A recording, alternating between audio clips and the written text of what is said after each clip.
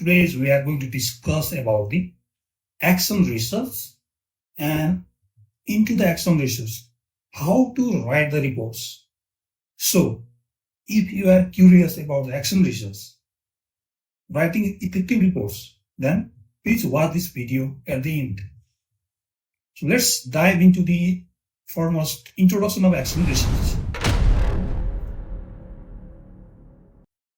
If you are examining action research in the classroom, so action research is an effective approach that teachers can use to enhance their classroom practice. It is a process whereby a teacher identifies an area or aspect of their teaching practice that they would like to improve, then undertakes a systematic inquiry to develop a practical solution. That is the exactly action research in the classroom. So after that, the solution is then implemented, evaluated, and shared with other teachers. So,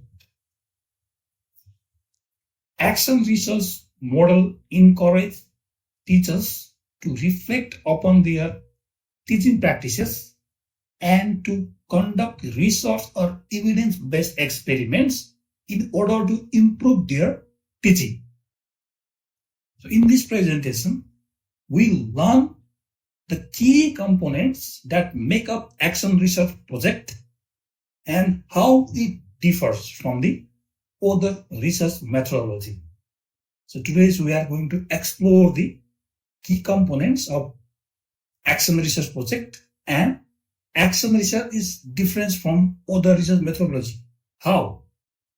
So you should watch this video till the end. Now let's dive into the cycle or steps that involve during the action research. So you have already known about the formula of the cycles. That means PAOR.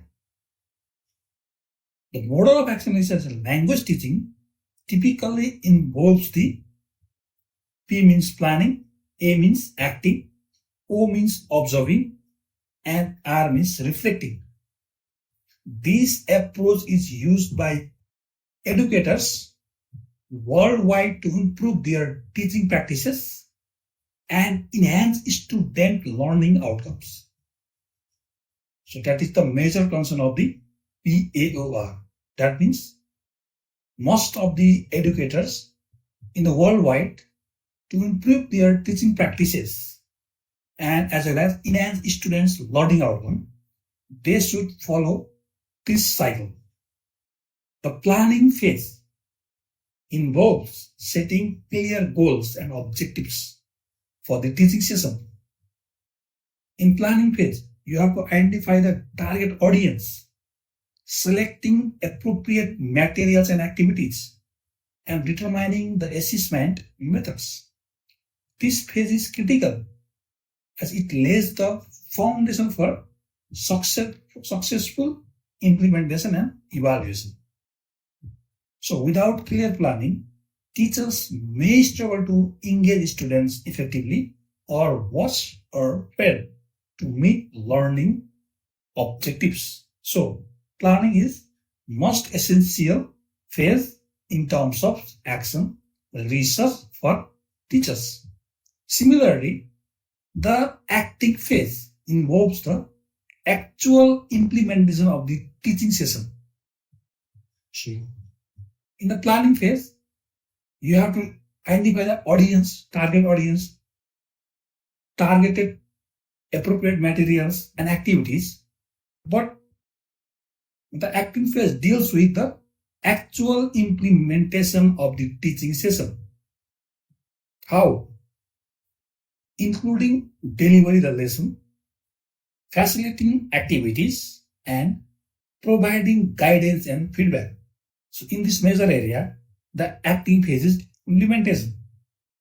First of all, facilitating activities, that means learner activities, and you should provide constructive guidance and feedback to your learners. So it is essential to remain flexible during this phase. An unexpected situation may arise. So during acting phase, the teachers should be flexible because during this phase, maybe unexpected situation may arise that which requires adjustment to the plan. For example, before some days ago, in Nepal, the weather is very bad worst situation. The temperature is too high, approximately 50 degrees Celsius in the area of Nepalganj or in Tarai area. So this is actually called expected situation. So you should be flexible during this phase and may arise that requires to adjustment to the plan. So teachers should use effective communication strategy such as active listening to engage students to provide a supportive learning environment.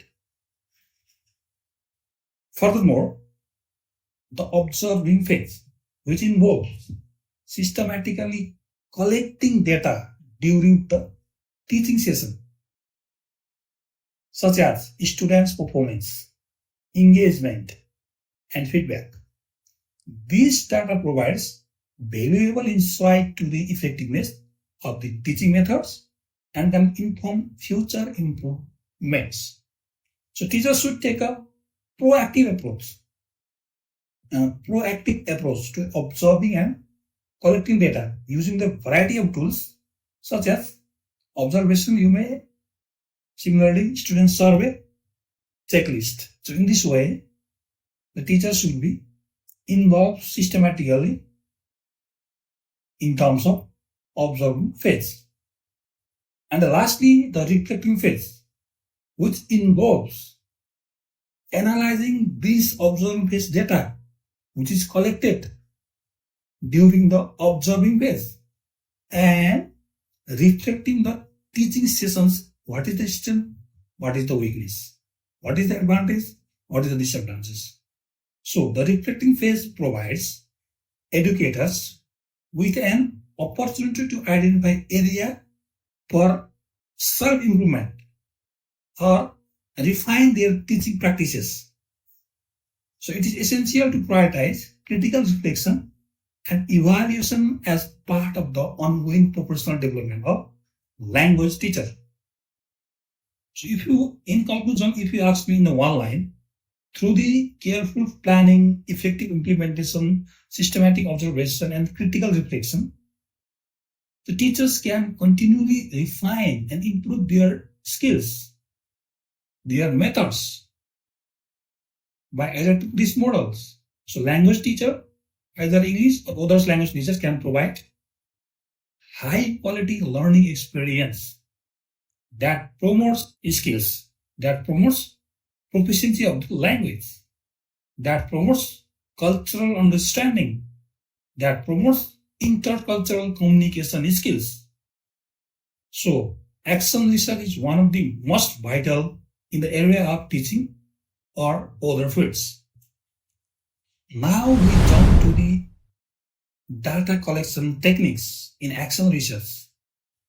Surveys, focus groups, interviews, and observation. These 4 techniques are measured, and so on. So data collection is very essential component of action research. So that providing researchers with a necessary information to make informed decision and evaluate the effectiveness of intervention. So there are various data collection techniques available to the researcher, each with its strength and limitation. So number 1, survey. One of the most effective techniques, survey, which is used widely in terms of data collection techniques in action research. Survey often used to gather large amount of data from a diverse range of participants. Surveys can be administered online or on-site and can be tailored to specific research questions and goals. So, Surveys typically involve series of questions. In a simple language, surveys typically involve a series of questions that may be open-ended or closed-ended in nature. So surveys can also be designed to collect either quantitative or qualitative data. So survey can quickly provide a wealth of the data that can be analyzed to identify patterns and trends, and result can be used for informed decisions. However, survey have limitations. Survey may not provide accurate or truthful responses, and the sample size and demographic may impact the validity and the generalizability of the result.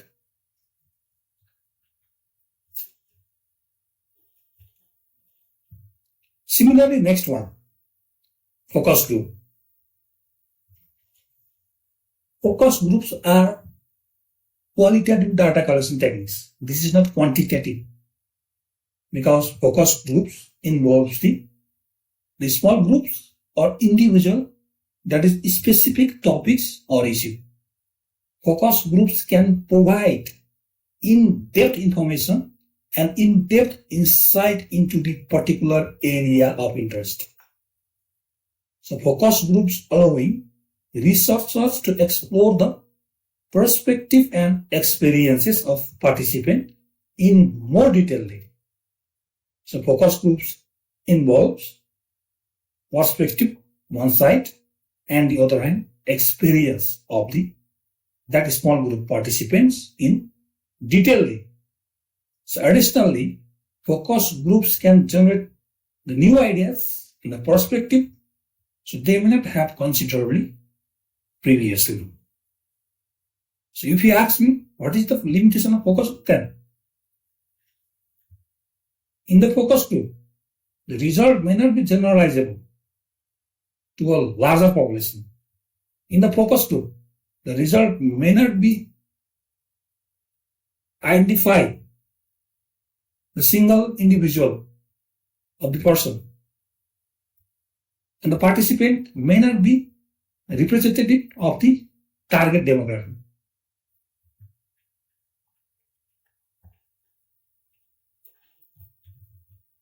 Now let's jump to the interviews. So interviews, you know already, interviews. There is two methods. One primary, next one is secondary. So interview are another which is used commonly in data class techniques in action research. Interviews can be structured or unstructured. That may be structured, or that may be unstructured. That may be personal, but that may be professional. That can provide the researcher within depth insight into the particular topic or the issue. So interviews can be conducted in person, over the phone, or also the online, also the live. So that can be tailored to specific research questions and the goals. So what is the advantage of the interview then? So advantage of the interview that allows researchers to explore the complexity of the in-depth topics, that can provide the rich data that can be analyzed to identify the patterns of themes. That is the major concern of interview. But interview, if you ask me limitation, it may be time consuming and may not be feasible when working with a large set of data. So maybe interview can be also impacted by the biases and may not always provide the accuracy and the truthfulness results. Similarly, the next method of taxonomy research is observation. Observation is data collection techniques that involves observing individual or groups. You may observe individual or you may observe in the groups with their natural setting. So observation can provide researcher with valuable insight into behavior, interaction, and the context in which individuals operate. The major concern of the observation is to identify the participation's behaviors, individual behaviors, individual interaction, and the context in which that individual operates. So observation can be conducted either in public or maybe private setting, which is structured or unstructured maybe. What is the advantage of observation then? Observation can provide researchers with a deep understanding of the context in which individuals operate and can generate new insight and perspective. However, observation can be time-consuming and may not be always feasible, particularly in private setting. So observation may be impacted by observer biases, and the sample size may not be representative of the target population.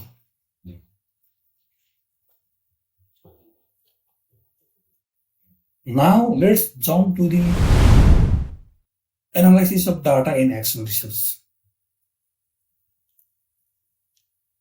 After data collection, you have to analyze the data.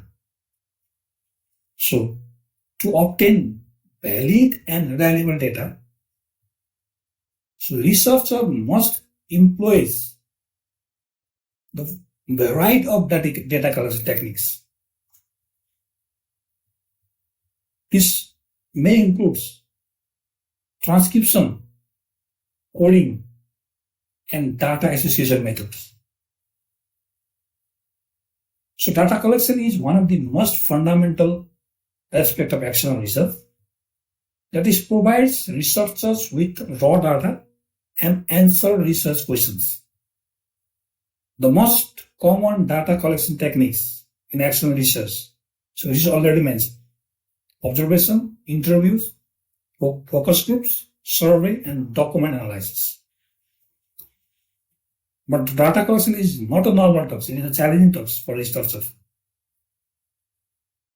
That must ensure that data is representative, unbiased, valid, and reliable.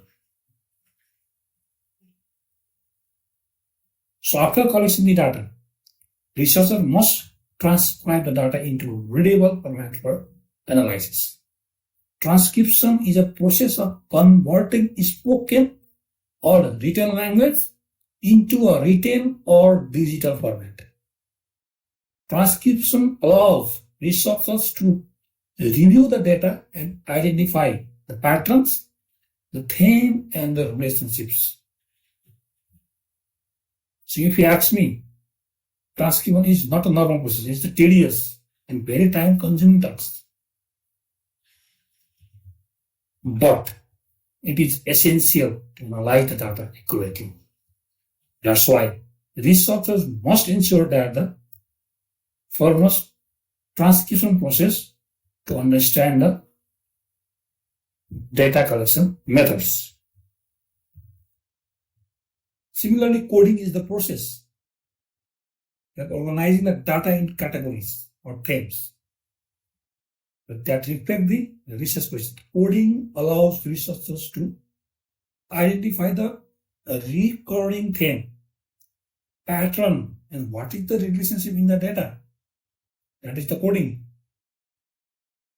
Coding is challenging task, and it requires the employee the very analytical skills, critical skills, and must attention to details of output result, and must use your creativity and analytical skills if you have coding process. So that's why researchers must ensure the coding process very reliable, objectively, and replicable. Similarly, data association is the process. Data association means linking together. So data association is the process of linking the coded data, which is you already coding, that correct data to the researcher's question or objectives. Data association allows researchers to identify the relationship between the themes, patterns, or categories and research questions. That's why researchers must ensure that The data association process aligns with the research question and research design. Now let's jump to the action research report format, which is too much essential. And you know about that. Action research report format is already asked in MAVI examination recently. You know already that. So you must know format and how to apply. So let's dive into the format.